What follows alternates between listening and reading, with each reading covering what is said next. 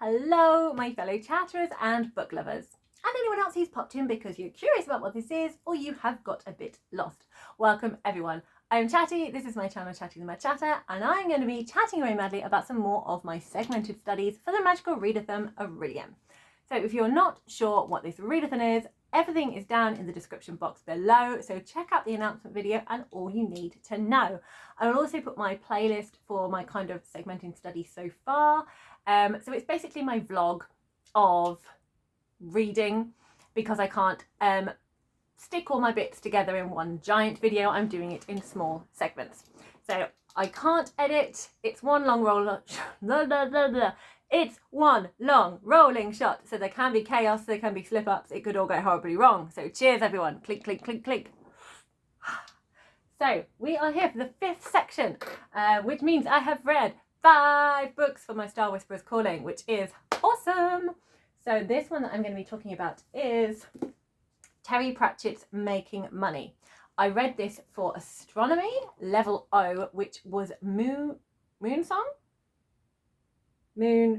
Ritual, where the prompt was you had to read a book featuring a word from the title of the last song you heard. So I had a selection of 10 songs, picked one out. Turned out it was Jiggle Jiggle. If you want to know the full story behind that, you can look at my TBR video here. And I thought the Jiggle Jiggle referred to the money coins as opposed to money that folds. So I thought making money kind of fits the theme, if not the actual words, having no books with the word jiggle in the title.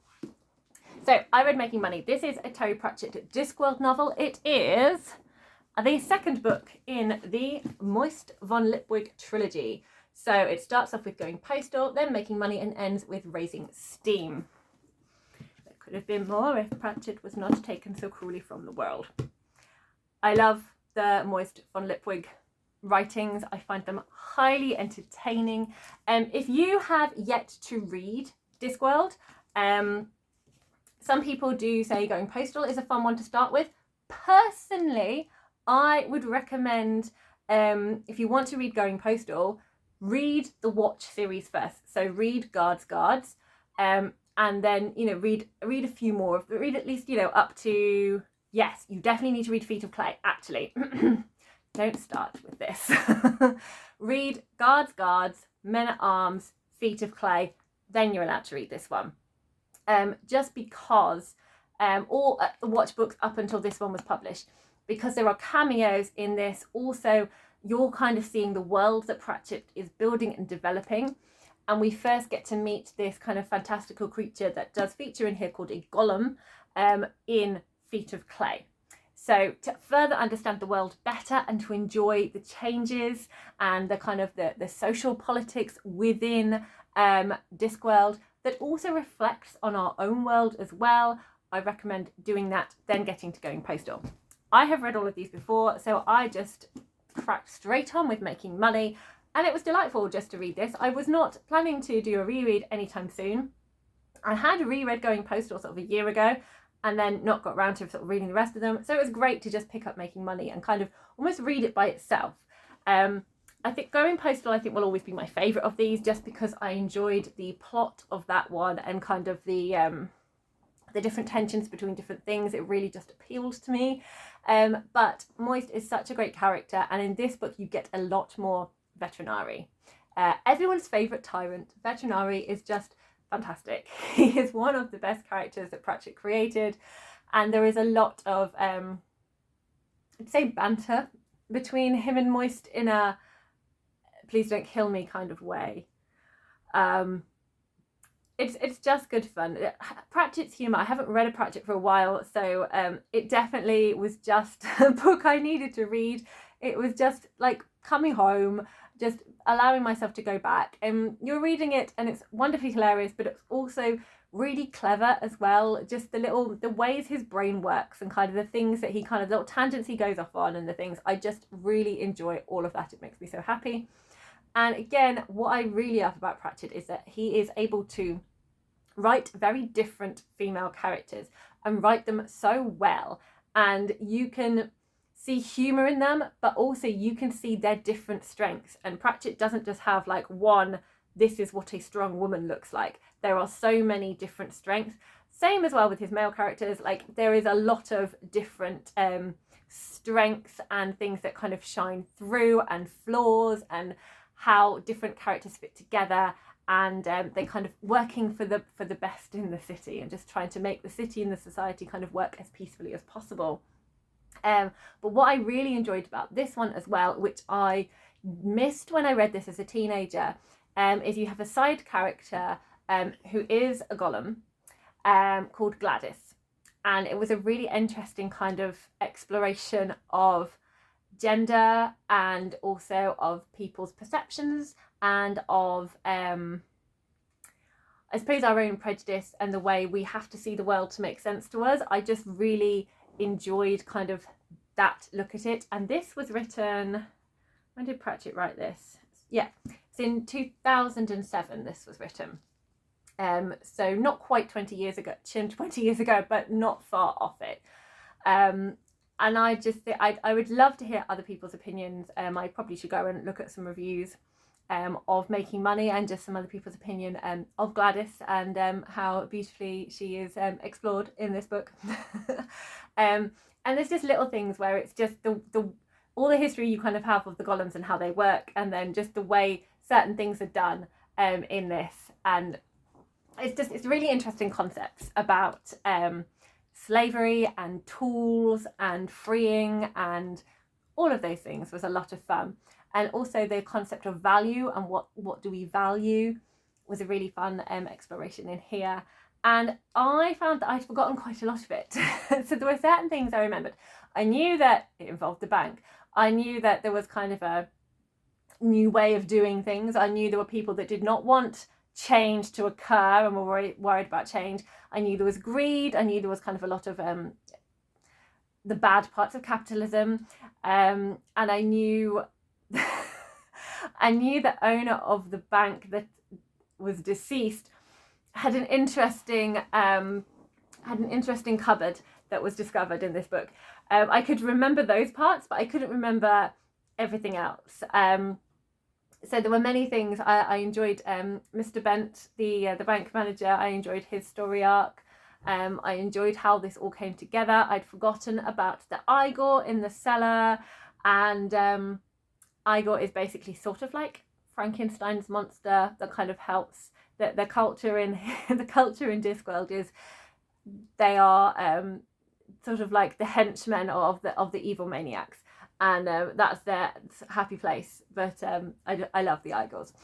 So I'd forgotten all about that, and just the play of words and all of that fun, and just the humour kind of laughing at its own self in here is just delightful. So if you've read quite a lot of Pratchett but you haven't got to the Moist Vonlipwig trilogy, I absolutely recommend.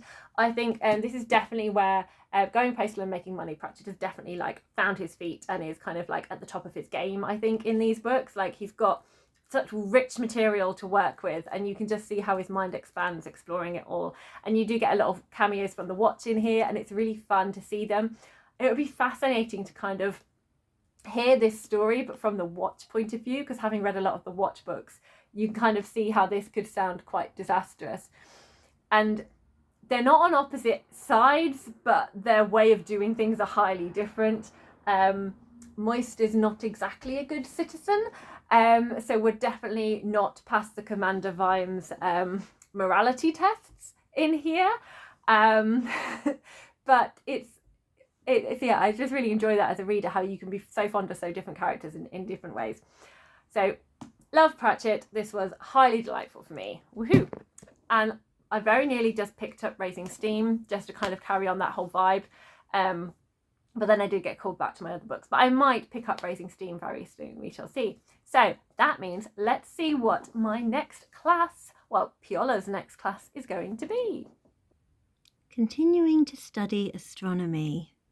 Level D is Blood Moon. To read a book with red on the cover. So level D, I'm not skipping a level. I realised that I never spoke about Astronomy Level Q, because it's the book that also fits my alchemy subjects as well. So because alchemy is not part of the Star Whisperer classes, but PioLurs really wants to study alchemy, I've said, in order to let PioLurs do what he wants but not stress myself out, I'm going to allow a book to be on the alchemy list but also on the Star Whisperer calling. So that's the reason why I would be allowing it to tick both things, but I will only be counting it once in terms of logging everything for the official readathon. But that is, level Q is lunar alignment, and that's to read from a finished series. And for that one, I'm reading Fool's Quest, because the Fitz and the Fool trilogy is finished and the Realm of the Elderlings series as a whole is finished. Or is it? We have exciting news occurring.